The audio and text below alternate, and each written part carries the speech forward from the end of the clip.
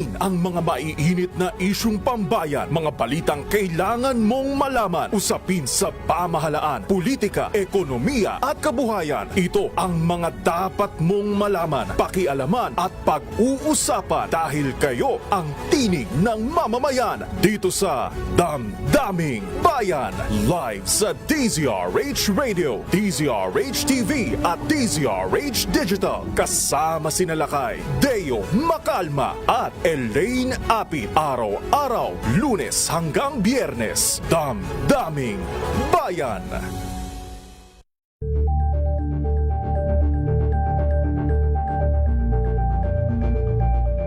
Ito ay bunsod ng naitalang 17 individual na ang kanilang naaresto. Ng Metro Manila Development Authority o MMDA ang No Contact Apprehension Policy o NCAP sa Metro Manila. Sa ang ilang mga dokumento ay peke. Hindi rin legal ang employment na ipinangako sa kanila. Sa mata ng batas, mananagot ang sangkot at may sala. Dahil sa bawat paglabag, may karampatang parusa. Alamin ang mga pananagutan sa likod ng mga bawal. Dito sa Hoy! Bawal Yan! Tuwing Sabado, alas 11:30 ng umaga. Dito lang sa DZRH TV.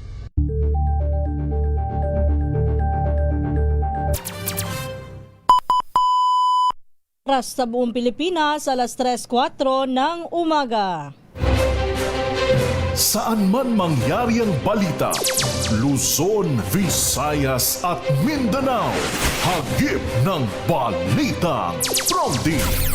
Kinalap ng buong puwersa ng MBC Media Group mula Aksyon Radyo, Radyo Natin Nationwide at DZRH, Provincial at Regional Correspondents.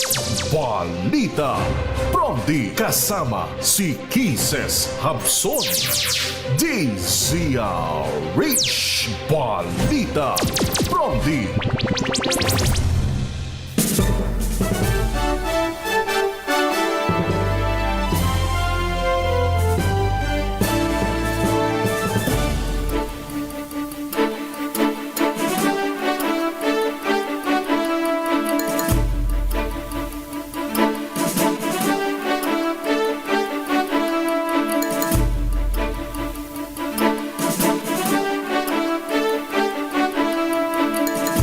Magandang umaga Luzon, Visayas, Mindanao, Pilipinas.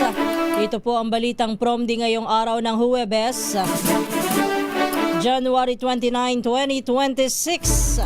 Sa ating headlines, Pangulong Bongbong Marcos muling tiniyak na okay na ang kanyang kondisyon. Balitang Promdi! Malacanang pinag-aaralang kasuhan ang mga nagpakalat ng pekeng medical documents ng Pangulo. Balitang Promdi! PNP Chief General Nartates natanggap ng ika-4 na estrelya. Balitang Promdi! 6 sa bawat 10 Pinoy o mayorya ng mga Pinoy naniniwalang pinakamalaking banta sa Pilipinas ang China. Balitang Promdi! Pilipinas handa sa banta ng Nipah virus. Mahigpit na health protocol sa mga paliparan ipinatupad. Balitang Promdi! 5 fire volunteer iniimbestigahan na sa pagnanakaw o looting sa loob ng nasunog na Lander Supermarket sa Quezon City. Balitang Promdi! Yan ang ulo ng ating mga balita. Kasama niyo po ang inyong lingkod Kisas Habson para sa DZRH, una sa Pilipinas, una sa Pilipino. At ngayon sa detalye ng ating mga balita.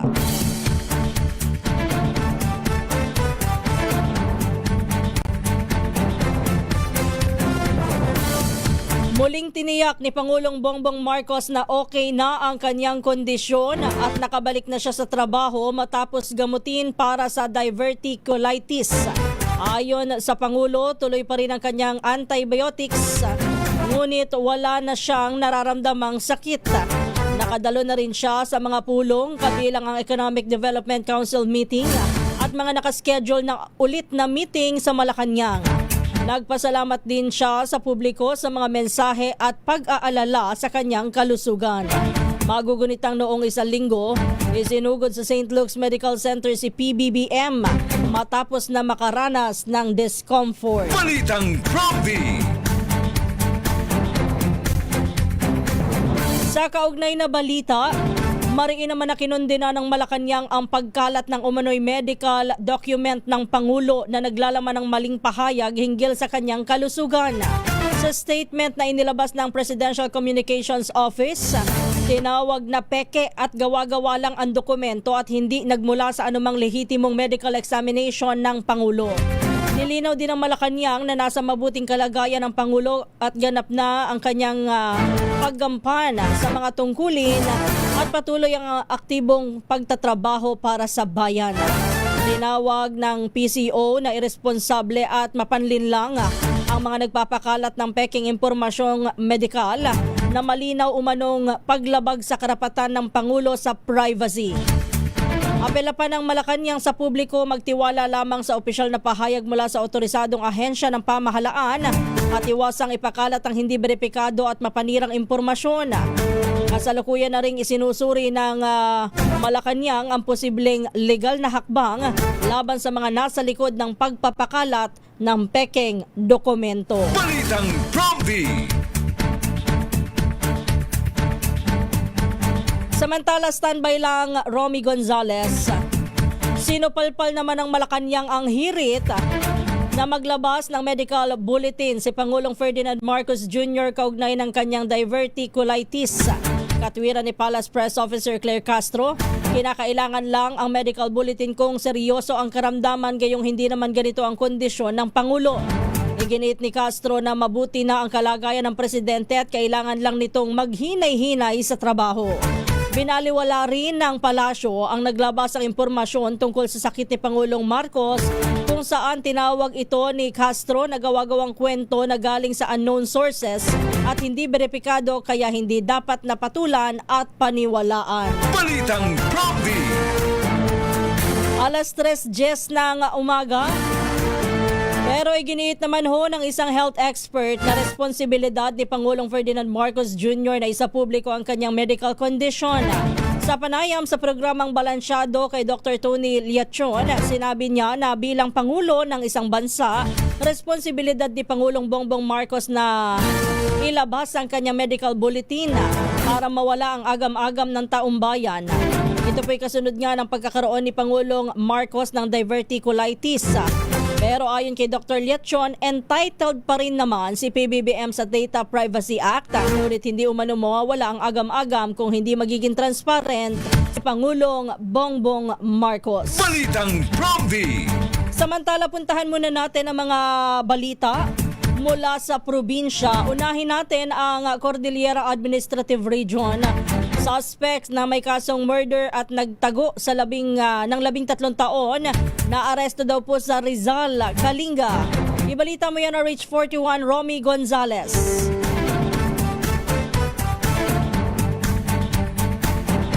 3 taong pagtatago sa kamay ng batas, sa bakas ay tuluyan ng naaresto ang isang 51 anyos na suspect mula sa San Pascual, Rizal, Kalinga.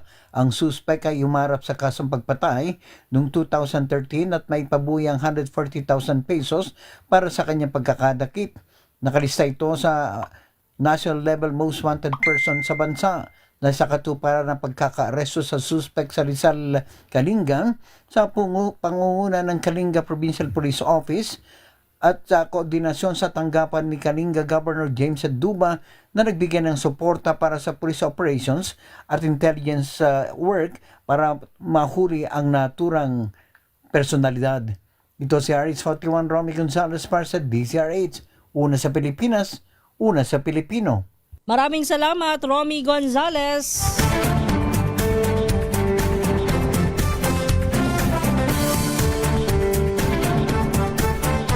Sa iba pa nating mga balita, ipinauubaya naman ng Malacanang sa legal team ni Pangulong Bongbong Marcos ang desisyon kung padadaluhin siya sa pagdinig ng House Justice Committee kaugnay ng mga impeachment complaint na inihain laban sa kanya. Nakatakdang simula ng komite ang pinamumunuan ni Batangas 2nd District Representative Jervil Luistro ang deliberasyon sa 2 impeachment complaints sa February 2. Dito tatalakayin kung sufficient in form at sufficient in substance ang mga reklamo. Ayon kay Luistro, iimbitahan lamang ang Pangulo kung mapatutunayang sufficient ang mga reklamo, ngunit nasa kanya pa rin ang prerogatibo kung sisipot siya sa pagdinig o hindi. Kabilang po sa impeachment complaint ang isinampa ng abogadong si Andre De Jesus na inendorso ng Pusong Pinoy Party List at ang inihain naman ng Makabayan Black. Laman ng reklamo ang akusasyon kay Marcos na betrayal of public trust at iba pang paglabag kabilang ang umano'y irregularidad sa infrastructure projects. Balitang Prompty.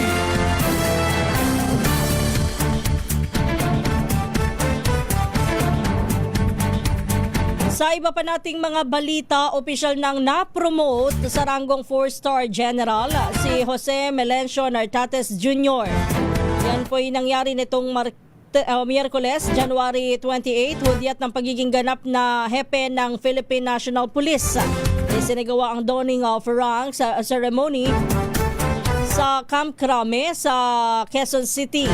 Matatandang nagsilbi si Nartates bilang acting PNP chief mula noong August 2025. Ang promosyon ni Nartates ay dumating ilang araw matapos ang aprobahan ng National Commission o ng National Police Commission ang optional retirement ng dating PNP chief na si Nicolas Torre III noong January 9. Si Torre ay nanungkulan bilang PNP chief sa loob lamang ng 2 buwan bago siya alisin sa pwesto ni Pangulong Ferdinand Marcos Jr. noong August 2025 dahil sa hindi pagkakaunawaan sa pagitan niya at ng NAPOLCOM. Matapos ang kanyang pagkakatanggal, inilagay si Torre sa floating status bago italaga bilang General Manager ng Metropolitan Manila Development Authority. Balitang Prompty.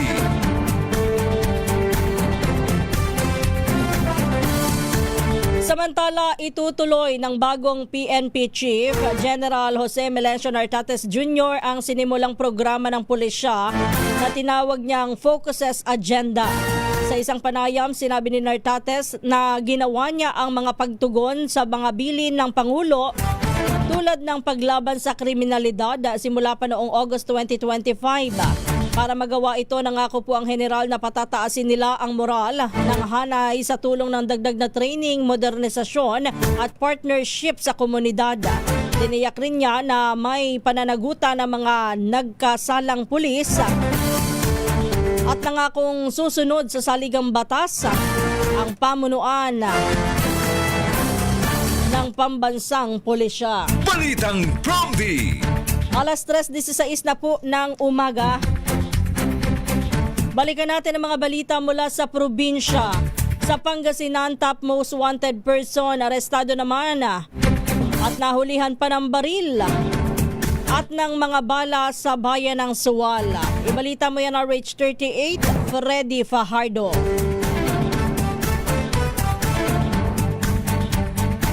Nasa kustodiya ngayon ng Mapandan Police Station ng top 2 most wanted person municipal level na 46 anyos na lalaki, may asawa at residente ng bayan ng Asinggan matapos itong masakote. Sa ulat ni Mapandan Acting Chief of Police Captain Benedict Espinosa, ang pagkadakip sa suspek ay sa bisa ng warrant of arrest na inilabas ng Regional Trial Court sa kasong qualified rape of a minor with no bail bond recommended. Pinapurihan ni Provincial Director Colonel Arbil Merculio ang Mapandan Police sa pagkadakip sa top 2 most wanted person at ayon sa opisyal ang matagumpay na pagka-aresto sa ay pagpapakita ng Pangasinan PNP ay patuloy sa walang humpay na paghahabol sa mga pinaghahanap ng batas upang mabigyan ng hustisya ang biktima at para na rin matiyak ang mapayapang pamayanan. Mula sa Action Radio Pangasinan, ito si Freddy Fajardo, Aris 38, nag-uulat para sa DCRH, una sa Pilipinas, una sa Pilipino.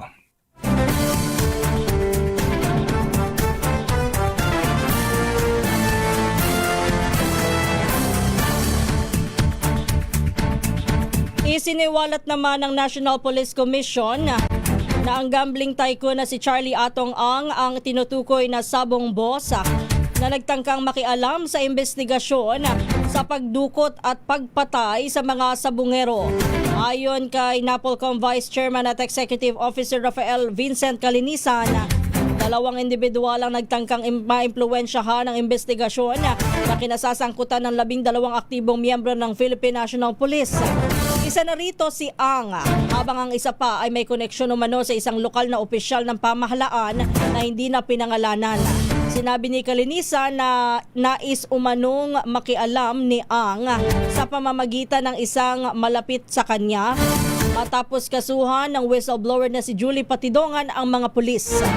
Inihayag din ni Kalinisan na tinangkapan na suhulan siya ni Ang kapalit ng paborableng desisyon para sa mga sangkot na mga pulis. Balitang Prompty.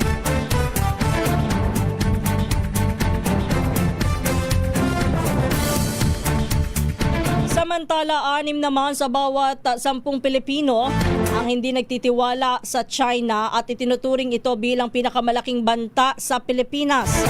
Ayon sa pinakabagong tugon ng masa survey ng Okta Research, 60% ng mga Pilipino ang nagsabing wala silang tiwala sa China habang 13% lamang ang nagtitiwala. May 26% naman ang nananatiling undecided. Pinakamababa ang distrust level mula sa Visayas na nasa 56%, habang ang pinakamataas naman ay nasa National Capital Region na nasa 62%. Pinakamataas naman ang trust level sa Mindanao na may 18%. Gayunman, sa Okta, ayon po sa Okta, bumaba na rin ang distrust ng mga Pilipino sa China nang bumagsak ng 25 puntos mula sa 85% noong July 2025. Ayon po sa kanila, ang pagbabagong ito ay hindi dahil sa pagtaas ng tiwala kundi sa pagdami po ng mga Pilipinong nagiging neutral o ambivalent. Samantala, 79% ng mga respondent ang nagsabi na ang China ang pinakamalaking banta sa bansa, mas mataas kumpara sa 74% noong July. Isinagawa po ang survey mula December 3 hanggang 11, 2025 sa pamamagitan ng face-to-face interview sa 1,200 respondents sa buong bansa. Alas 3:20 na po ng umaga. Balikan natin ang mga balita mula sa probinsya sa Central Luzon. Standby Danny Kumilang. Magkapatid, arestado naman sa pagnanakaw sa loob ng isang kumpanya sa Mariveles, Bataan. Go ahead, ibalita mo yan, RH37, Danny Kumilang.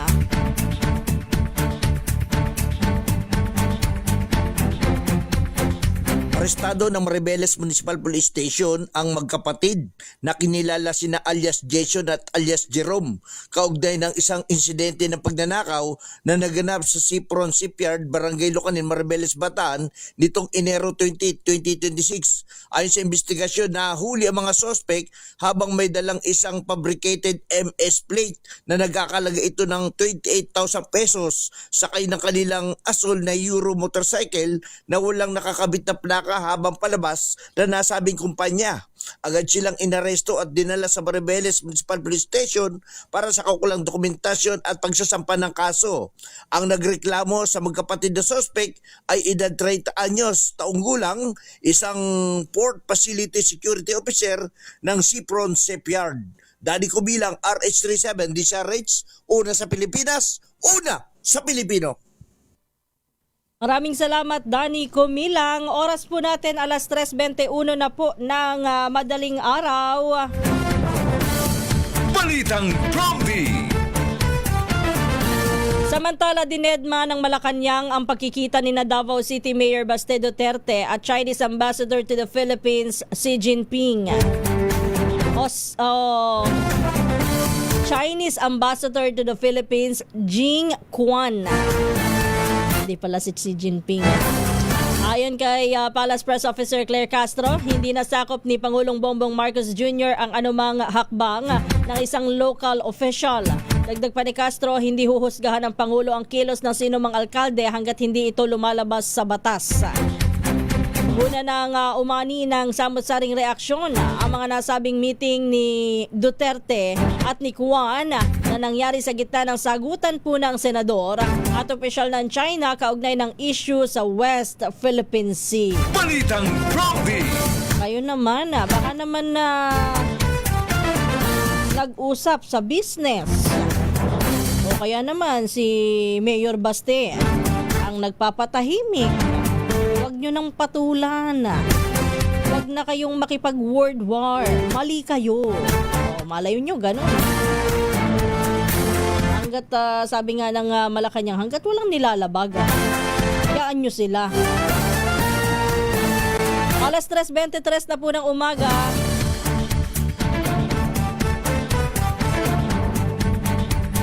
Handa daw po ang Pilipinas na harapin ang banta ng Nipah virus. Ito po ang tiniyak ng Department of Health sa harap ng outbreak ng naturang virus sa India. Ayon kay DOH Assistant Secretary Albert Domingo, hindi na bago sa Pilipinas ang Nipah virus dahil ang karamdaman na yan ay naranasan na sa Sultan Kudarat noong 2014. Kabilang sa simptomas ay lagnat, pananakit ng kasukasuan, pagkahilo, sore throat. At sa malalang sitwasyon ay ang pagkakaroon po ng encephalitis o pamamaga ng utak at meningitis.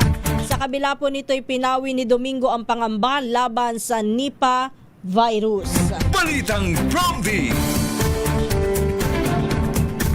Pero kahit pinawi po ng DOH ang pangamba ng publiko sa Nipah virus, nagsimula na rin na magpatupad ng mas mahigpit na health protocols sa Department of Health, Bureau of Quarantine sa Ninoy Aquino International Airport at iba pang pantalan at mga paliparan sa bansa. Kasunod po ito ng paghihigpit na ipinatutupad din sa mga paliparan ng iba't ibang bansa sa gitna po ng outbreak ng Nipah virus sa India.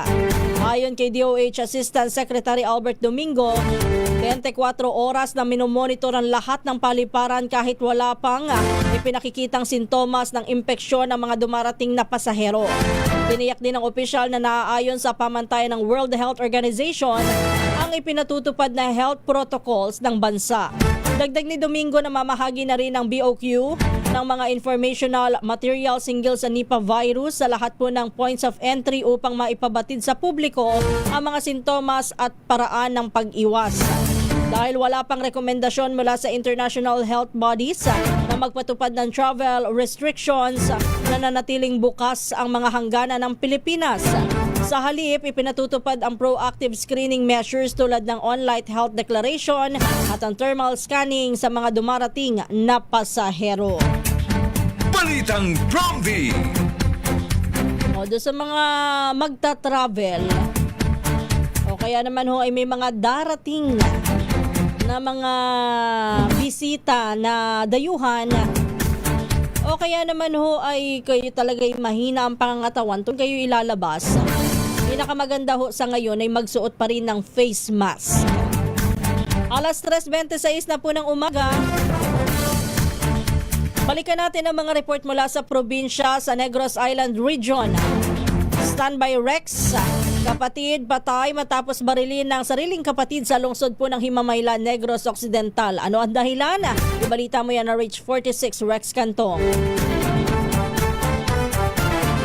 Patay ang nakakatandang kapatid matapos barilin ng sariling kapatid sa Sitio Mambato, Barangay Tuoy, lungsod ng Himamaylan, Negros Occidental. Ang biktima kinilala na si alias Edgar, 56 anyos, habang ang sospek kinilala na si alias Ruel, 50 anyos, pawang mga residente ng nasabing lugar. Ayon kay Police Lieutenant Peter Hinubia, Deputy Chief of Police ng Himamaylan City Police Station, ang biktima at ang live-in partner nito ang nagkainitang na nag-aaway, subalit ito ay dumating ang suspect na lasing hanggang nagkasagutan ng humantong sa pamamaril. Naaresto naman ang suspect sa isinagawang hot pursuit operation ng mga kapulisan at ditinado ngayon sa Himamaylan City Police Station.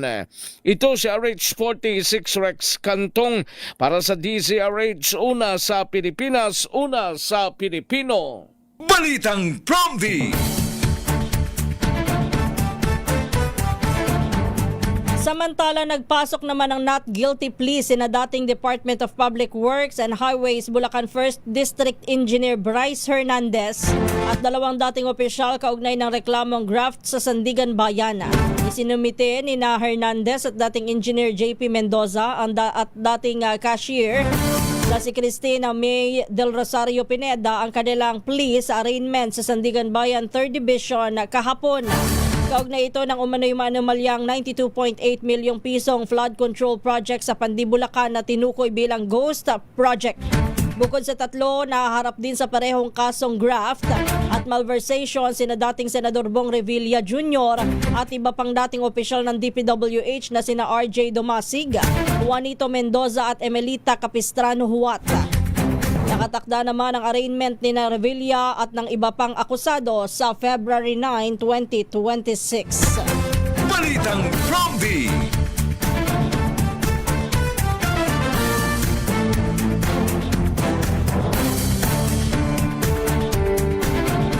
Walang pakialam si Cavite 4th District Representative Kiko Barzaga sa bantang expulsion o pagpapatalsik sa kanya sa Kamara.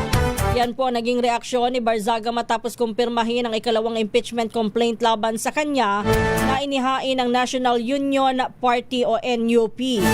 Sa isang Facebook post, sinabi pa ng mambabatas na walang ibang magawa ang Kongreso kundi siraan ang buhay ng mga Pilipino.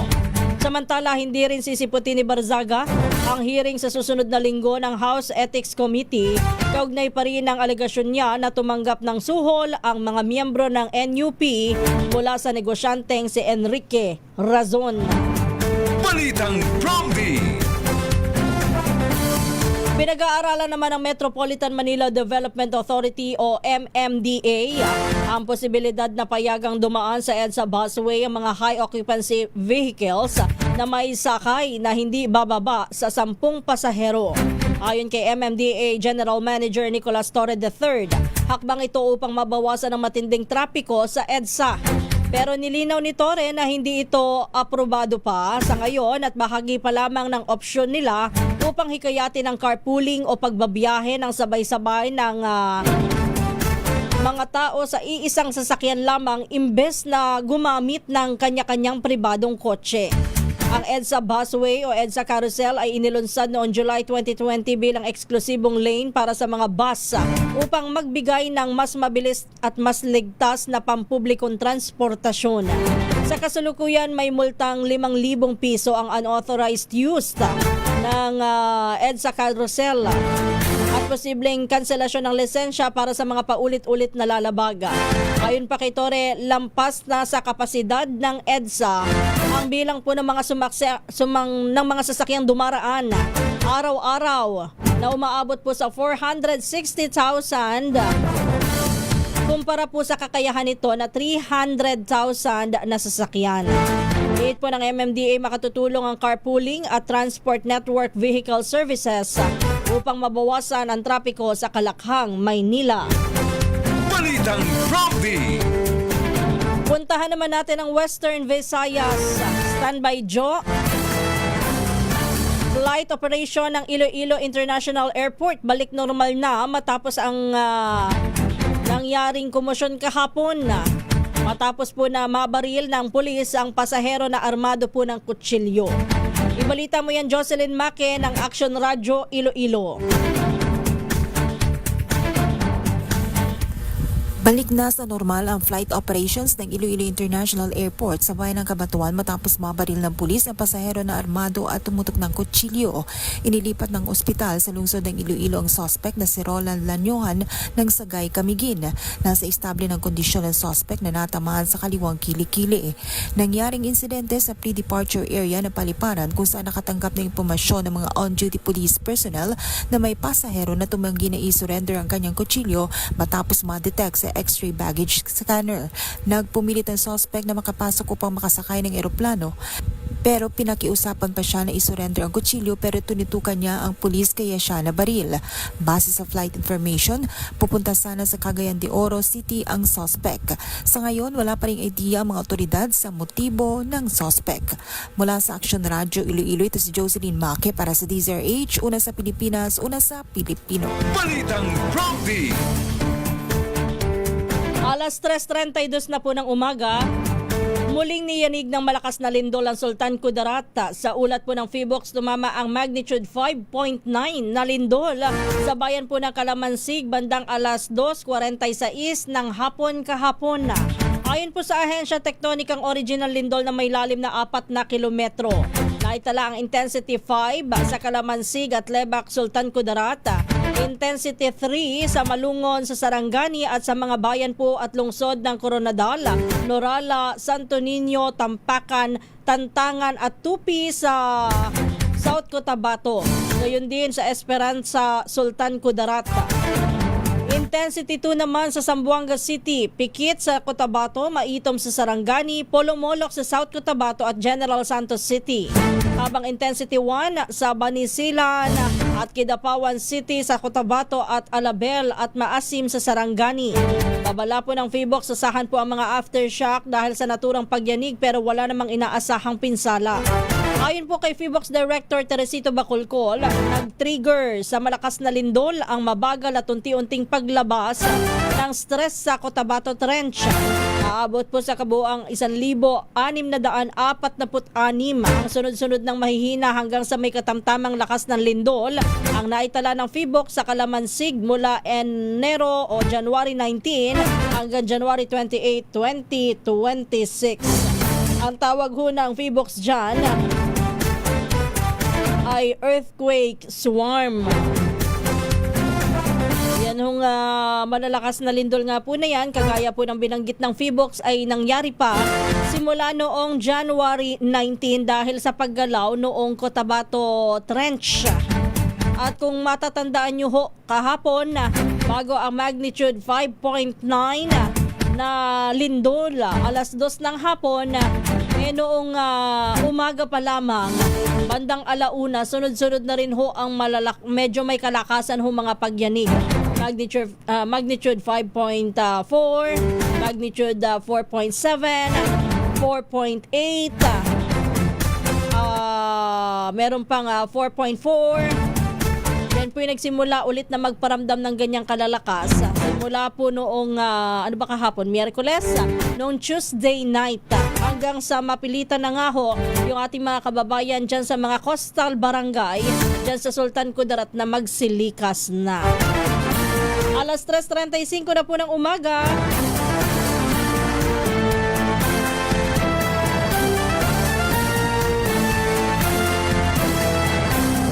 Puntahan natin ang Eastern Samar. Isang babae na empleyado ng gobyerno patay daw po matapos na salpukin ang kotseng kanyang minamaneho ng isang truck sa Baybay City sa Leyte.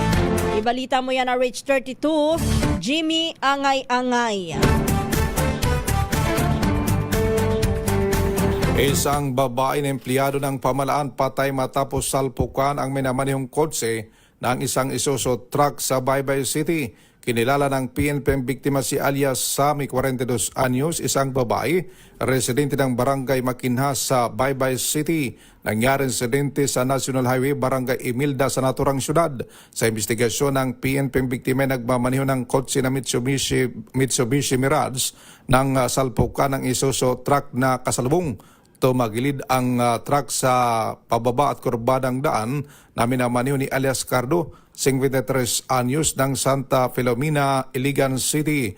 Ang kotse naman ay natrap sa ilalim ng truck pati ang biktima sa kargadong scrap materials na truck na may bigat na 18 tons o 80,000 kilo. Kinuhang biktima ng mga personnel ng mga bombero at Baybay Response Unit sa ilalim ng truck at itinakbo sa ospital sa Immaculate Conception Hospital para malapatan ang kakulang lunas. Subalit idineklara na dead on arrival ng attending physician. Nabatid na ng mga kapulisan ang gulong ng truck ay pudpud na posibleng dahilan ng pagtagilid ng truck at sumalpok sa kasalubong kotse sa pababa at kurbadang daan. Mula dito sa DYVL Action Radio Tacloban, ito si RH32 Jimmy Angay-Angay para sa DZRH, una sa Pilipinas, una sa Pilipino. Balitang Prompty. Samantala, kahapon po'y mahigit na 8 oras na nasunog ang Lander Superstore sa Belfast Avenue, Barangay Pasong Putik sa Quezon City. Ayon po sa Bureau of Fire Protection, sumiklab ang sunog dakong alas 4:39 ng madaling araw. At wala pang 1 oras sa itinaas na agad ito sa ika-5 alarma. Sa lakas po ng apoy, bumagsak ang halos lahat po ng pader sa gilid po at likurang bahagi ng bubungan ng gusali. Pinangangambahan pa ng ilang residente na nakatira malapit po sa superstore ang tuluyang pagbagsak po ng natitira pang pader. Nabagsakan din ng pader at ilang poste ng Meralco ang mga nakaparadang sasakyan sa gilid po ng gusali. Wala namang naitalang nasaktan o nasugatan habang inaalam pa ng BFP ang sanhi ng sunog. Sa kaugnay pong balita, yan yung nakikita nyo ho sa telebisyon. 5 volunteer firefighter ang iniimbestigahan sa umano'y pagnanakaw sa nasunog na membership-only retail supermarket sa Quezon City. Sa video po na ini-upload sa Facebook ni Johnny Gauyu, makikita po ang mga volunteer firefighter na kumukuha ng mga bote ng alak mula sa mga debris ng Lander Superstore sa kanto ng Belfast Avenue sa Quirino Highway. Ayon kay Bureau of Fire Protection spokesperson Superintendent Anthony Arroyo, agad silang naglunsad ng investigasyon upang matukoy ang mga sangkot sa insidente. Batay po sa suot na fire suit, sinabi ni Arroyo na ang mga nasa video ay hindi daw po miyembro ng Bureau of Fire Protection, kundi kabilang lamang po sa mga volunteer fire brigade. Tinutukoy na ngayon ng mga investigador ang mga volunteer group na nakalista sa Incident Command Post, kung saan nasa 30 volunteer group ang tumulong sa pag-apula ng sunog, at babala po ni Arroyo maaaring bawiin ang Certificate of Competency ng mga sangkot. Dagdag pa niya, nasa desisyon na ng Landers kung magsasampa sila ng kasong kriminal laban sa mga sangkot na yan. Antinde, kitang-kita mo, namimili kung ano yung pwedeng maibulsa. Ayun yung isa ay kumuha pa ng alak, tiningnan ang kalidad ng alak, at saka ibinulsa. Kita mo nung isinilid dun sa kanyang, yan. Isinilid sa kanyang suit. Hindi na nadala. Alam mo, doon sa comment section ng video na naglagay niyan sa social media, ilan din ho doon sa mga kababayan natin ang nasunugan pagkatapos noong sila ay ayaw papasukin. Natural lamang na hindi sila papapasukin sa kanilang bahay kapag nasunog, halimbawa. Kasi nga, kailangang i-secure para matiyak na hindi madadamay sa apoy. Pero pagbalik daw ho nila, yung mga alahas ni... Ano yun? Yung parang... anong tawag sa terminong yun? Ni bakas yun. Ni bakas daw ho ng nasunog na relo, ni bakas ng nasunog na alahas, silang nakita. Hindi na daw ho nila makita. Lalayo pa ba tayo? Panahon na nang masunog itong MBC. Hindi ba? At saka yung Star City, no? Hindi ba't ilan sa mga bossing natin ang nawalan? Matapos na magkasunog, nagpapasalamat naman tayo at naapulaho ang apoy. Kahit na talagang kung baga ay total wreck itong ating opisina noon. Kaya lang, kung baga ay na-double whammy tayo. Nasunugan ka na nga, nanakawan ka pa. Sila kay Deo, di ba? Mamahaling relo ang nakuha sa kanya. Hindi naman ho natin sinisisi ang Bureau of Fire Protection. Kasi nga ho, meron din po mga fire volunteer na kasama. Yun nga lamang siguro dapat sa Bureau of Fire Protection magkaroon po ng mas mahigpit na patakaran kapag po merong mga ganitong nangyayari. Dahil syempre, yung mga fire volunteer kahit papano dapat accredited ho nila, at kung may accreditation ho, dapat po mas mahigpit po ang pamantayan bago sila i-accredit, pati ang mga miyembro. Hinuhulaan pa nitong mga ito kung ano ba yan. Ano daw ba yan?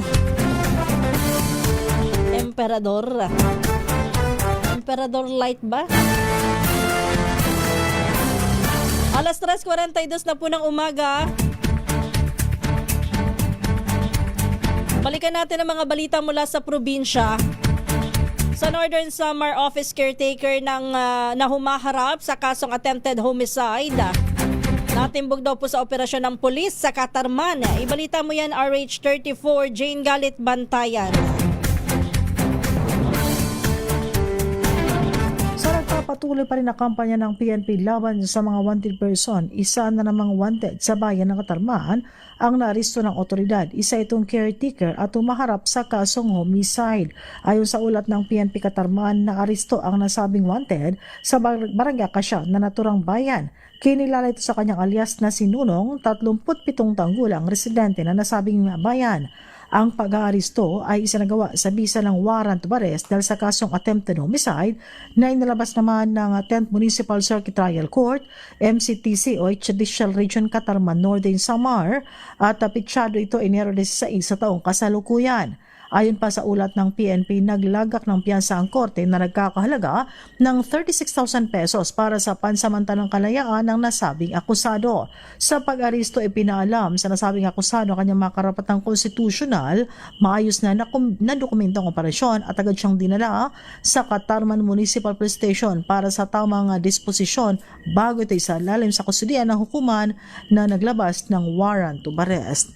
Mula sa Aksyon Radyo Catarman, RH34 Jane Galit Bantayan ng DZRH. Una sa Pilipinas, una sa Pilipino. Balitang Bromby! Maraming salamat, Jane. Bago sa ating mga susunod na balita, naalala ko lang ikaw din, pare ko, di ba nawalan ka nun? Magkano nawala sa'yo? Pera yun nawala sa'yo, di ba? Pera? Magkano nawala sa'yo? Secret?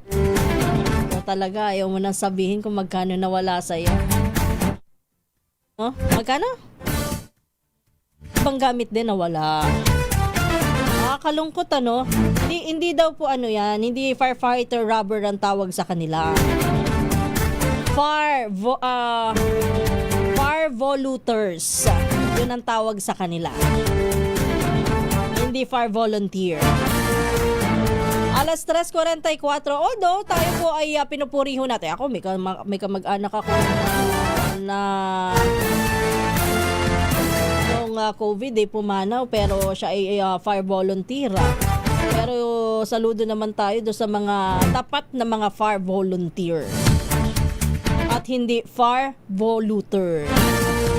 Alas 3:45.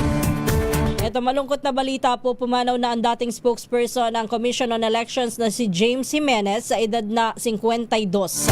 Ibinahagi ng poll body ang malungkot na balita sa pamamagitan ng isang Facebook post. Kasabay po nito'y nagpaabot na rin ng pakikiramay ang COMELEC sa pamilya, kaibigan at mga mahal sa buhay ni Jimenez. Nagsilbi si Jimenez bilang mukha at boses ng ahensya mula 2006 hanggang 2022, kung saan siya ay tinaguri ang youngest spokesperson at longest serving spokesperson noong siya ay itinalaga sa komisyon. Bukod sa pagiging spokesperson, nagsilbi rin siya bilang director Director 4 sa Education and Information Department ng poll body. Balitang Bromby!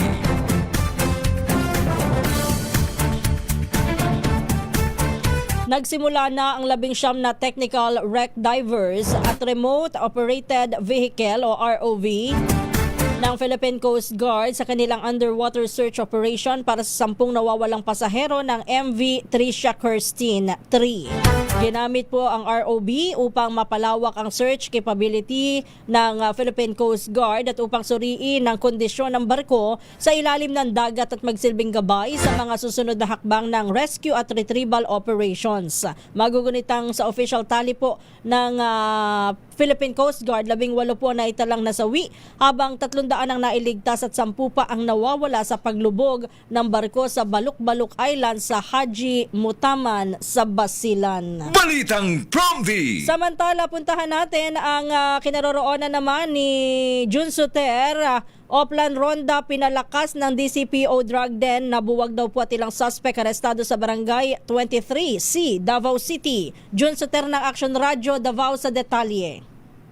Pinalakas ng Davao City Police Office ang kampanya kontra kriminalidad sa pamamagitan ng Oplan Ronda na nagresulta sa pagka-aresto ng ilang drug suspects at pagkakabuwag ng isang maliit na drug den sa Barangay 23C Davao City mula alas 10 ng gabi ng Enero 27 hanggang 1:30 ng madaling araw ng Enero 28, 2026. Personal na pinangunahan ni Police Colonel Manan Muarip, Acting City Director ng DCPO, ang operasyon, katuwang ang SWAT, 1st and 2nd City Mobile Force force companies, Police Station 1, Police Auxiliaries at mga barangay tanod. Sa nasabing operasyon, nahuli ang mga individual na sangkot sa possession at tuluyang nabuwag ang pinaghinalaang drug din sa lugar. Bukod sa mga pag-aresto sa paglabag sa Republic Act 9165, nakapagtala rin ang kapulisan ng iba pang accomplishment tulad ng pag-issue ng citation ticket sa paglabag sa anti-smoking ordinance, pagsagip sa 15 minor de edad na lumabag sa curfew at pag-issue ng 44 na citation ticket sa iba't ibang traffic violations.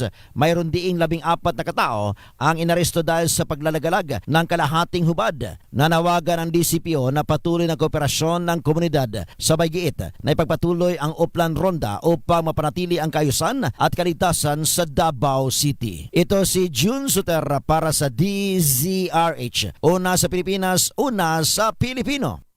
Balitang Promdi. Maraming salamat, June. Muli namang nahaharap sa nakaambang krisis sa tubig ang mga residente ng Barangay Tumana sa Marikina.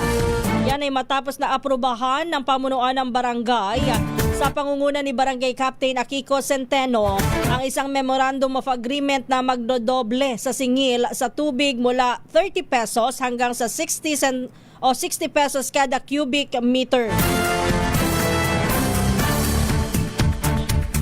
Sa ilalim po ng kasunduan pansamantala ng pamamahalaan po ng GBI, isang third-party operator ng Manila Water ang water system ng barangay sa loob ng 3 buwan.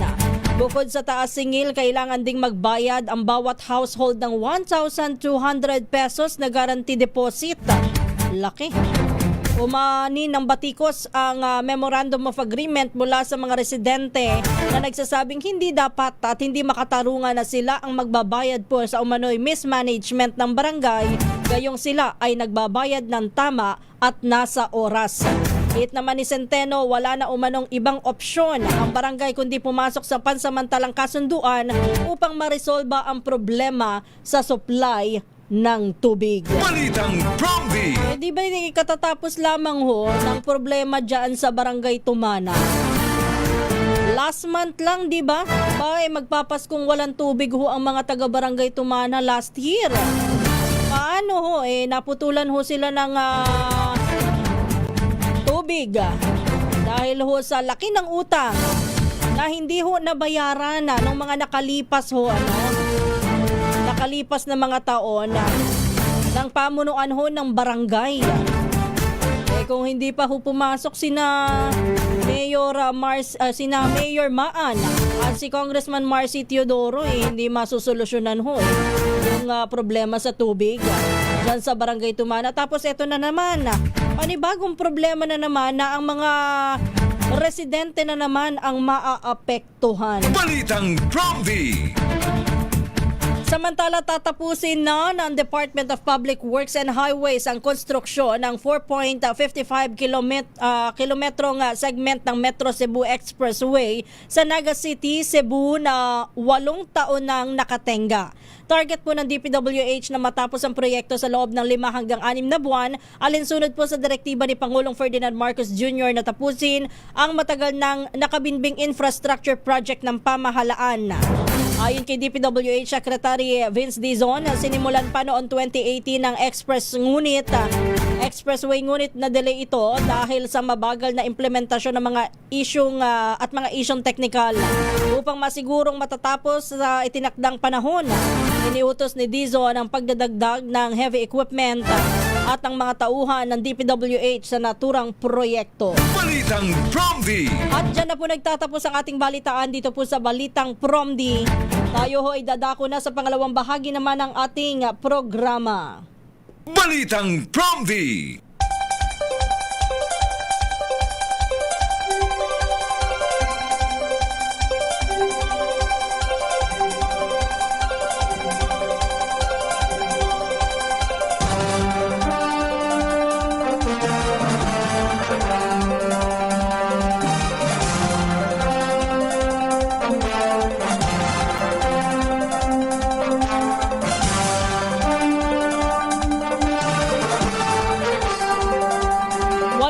minuto bago alas 4 ng umaga. Isang magandang umaga po muli ang pagbati natin sa lahat ng mga nakikinig, nanonood at nakatutok ngayon sa ating programa. Ito nga po ang Balitang PROMD. Ingat po tayong lahat sa ating mga kababayan all over the world. Ingat tayo dito sa Nipah virus Tama ho, hindi na ho bago yan. Nagkaroon na ho niyan sa Sultan Kudarat noong 2014.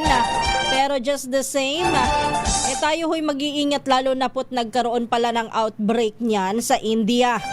Sa West Bengal sa India. Ang tanong ho, ano daw po ba talaga itong Nipah virus na ito? Ang sabi po ng Department of Health, katulad ng simptomas ng flu, ubo, sipon, lagnat, pananakit ng kasukasuan, yun nga lamang ay maaaring mauwi sa encephalitis o pamamaga po ng utak at saka po ng meningitis.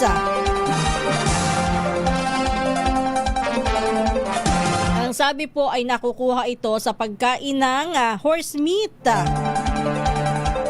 At kapag po nagkaroon po ng contact sa isang tao na nagkaroon po o may sakit po nito, O dito sa atin, sa mga paliparan po natin, nagkaroon na rin po ng mga pag-aksyon ang pamahalaan. Tayo ho ay sumunod. Ganon din ho, kahit pa sinasabi ng DOH na tayo ay walang dapat na pag-alala, tayo po ay ready, pero tatandaan po natin, wala pa pong, kumbaga ay gamot talaga. Palakasan to ng resistensya, ika nga, Kaya mas maganda pa rin po yung iba yung pag-iingat, yung maging safe po tayong lahat. Sabi nga ho natin, ano ba mga dapat na gawin, katulad ho ng COVID-19 pandemic. Dapat lagi ho tayong malinis sa ating pangangatawan. Dapat po ay lagi tayo naguhugas ng ating mga kamay. Baka tayo napapahawak sa kung saan-saan. Iwasan po ang paghawak sa ating mga mata, ilong, bibig, lalo na kung hindi naman natin sure na malinis ang ating mga kamay. At kung tayo naman po ay umuubo, bumabahing, tayo na rin ho magkaroon ng concern sa ating kapwa. Takpan ho natin ang ating mga bibig, ang ating mga ilong kapag tayo ay uubo o babahing. Kung tayo ho ay mahina ang resistensya, iwasan ang mga matataong lugar. Kung hindi maiiwasan, kayo ho ay magsuot ng face mask. Kung alam nyo ho na kayo'y nilalagnat o kaya ay may sakit o kaya ay may virus, pinakamabuti po sa lahat mag-isolate ho kayo at wag na po kayong makisalamuha pa sa ibang tao na maaari nyo pong mahawa. O kung hindi maiiwasan, halimbawa talaga kayo ay magtatrabaho, kung may leave naman, mag-leave. Kung hindi talaga kayang maiwasan, kayo ho ay magsuot nga ho ng face mask. At manatili, pumirmi ho kayo sa inyong mga bahay. At kung may lagnat o kaya may karamdaman, pinakamaganda pa rin ho yung magpa-check up sa doktor. Para malaman nyo kung common flu lamang yung nararamdaman nyo o baka may iba pa pong sintomas para hindi na lumala at magkaroon ho ng aksyon kahit papaano. Maganda po yung lagi tayong may alam sa mga ganyan. Maganda po yung kahit papaano aware tayo sa ating paligid at alam natin ang dapat na gawin. Virgilio Sakdalan, sabi niya, hay naku, kung ano-ano na lang talaga lumilitaw sa ating daigdig, kaya we need to pray, we need na mag-ingat. Ayan ay dulot na rin itong bukod po doon sa mga kung ano-anong mga virus sa ating kapaligiran, sabi nga ho ng iba matuto tayong magbasa sa nagiging singil ng climate change. Good morning, Alberto Perez. Kay Jojo T, magandang umaga. Kay Sakdalan o Virgilio Sakdalan. Renato Abad, isang magandang umaga. Kay Bentong, isang magandang umaga. Ganon din kay Cors Navarro Galindes. Leonardo Tejada, good morning din po sa inyo. si Miss Becky Tisuka, si Ma'am Ivy Gutierrez na lagi pong nakikinig sa atin. Ang kumpare ko si Willie Relador, lagi din pong nakikinig yan. At walang mintis ang kanyang pagbati sa Umali family.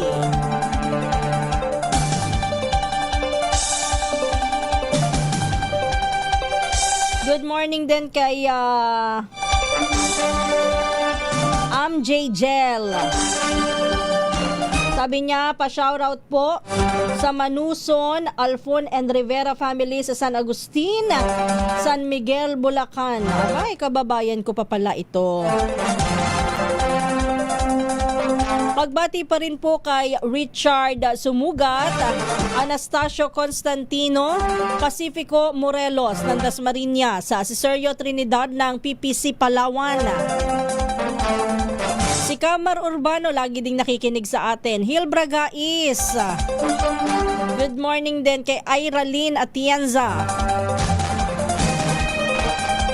Shoutout daw sa kanyang bebe. Laging nakikinig si Efren de los Reyes ng Chaong. Senyorico Elgarico, kay Ricky Tabada ng Cagayan Valley. Good morning. Rosalie Haniban Butchayo. Kay Rudy Rabe, kay Elf Schroeder. Loida Ibanez. Ayan, nabanggit ko na si Loida Ibanez. Jerry Fajardo Barbosa, Brenda Bello. Kay Nelson Malinaw, good morning, happy listening, happy viewing. Ganon din po kay Ma'am Reggie Padilla. Uy, Isabel Lopez, good morning. Ganon din po ay kay Ma'am Evan Lang, Tessie Pendon, Isagani Garlan, Mario Padil Salador ng Antipolo. Malapit na agad ang Pasko. Grabe naman yon. Chris Rack Sanchez, good morning. And maraming salamat, hindi daw nakukumpleto ang araw niya nang hindi nakikinig at nanonood ng Balitang Promdi. Thank you. Sa lahat po ng mga hindi ko nabati, nako, pasensya na ho. Lagi na lang sabi ng iba. Lower Tala, Bayawan City, Negros Occidental. Good morning din po sa inyong lahat. Ito na naman, walang hanggang promise. Ako po ay babawi sa inyo sa mga susunod na araw. Pero in the meantime, tayo po muna magpaalam na. Sumayin niyo po ang Balitang Promdi ngayong araw po ng Thursday. Maraming salamat po sa lahat ng tumutok sa ating programa. Ito po ang Balitang Promdi at ako po ang inyong lingkod, Kisas Habson. Susunod naman si Kong Angel Palmones at ang Magandang Umaga Pilipinas. Ang ating pong oras, eksakto. Ayan na. 10 segundo bago sumapit ang alas 4 ng umaga. Good morning and happy Thursday.